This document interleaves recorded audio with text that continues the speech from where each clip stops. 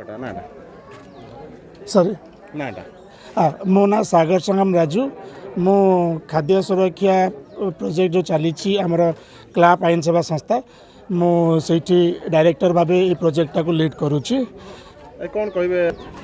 बर्तमान आमे यही पंचायत रे दीर्घ 2022 मसीह काम कर पर्टिकुलाली जातीय खाद्य सुरक्षा अधिनियम अंडर रे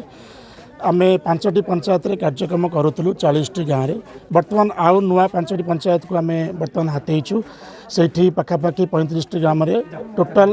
पाखापाखि आम 75-80 गाँव में बर्तमान कार्यरत। यही आमर मूल उद्देश्य रही अछि आमे विगत वर्ष रे काम करिया मध्य जहाँ अनुभव कलु ये सचेतनतार अभाव रही बहुत लोक जातीय खाद्य सुरक्षा अधिनियम जहाँ जहाँ सब योजना मान अच्छी ममता होगला कि आपणकर पीडीएस जो मैंने चाउल राशन पाँच कि अंगनवाड़ी पिला खाद्य सुरक्षा जो दि जाऊँगी पुष्टिकर खाद्य दि जाऊँगी एवं मिड डे मिल अंडर जोटा स्कूल पिला 8 ରୁ 14 वर्ष पिला जो खाद्य सुरक्षा दि जाऊँगी से अंडर आम जहाँ जहाँ सब अनुभव कलु गैप्स अच्छी आजर यही जो कार्यक्रम आम चलैचु दीर्घ 4 दिन होलाणी आम 4टी पंचायत कार्यक्रम कर आसुचु आज यहाँ शेष करूँ ये कनक्लूड करूँ तो ये आम मूल उद्देश्य रोचे जे आम यहाँ को केमी लोक पाखे पहुँचेबू से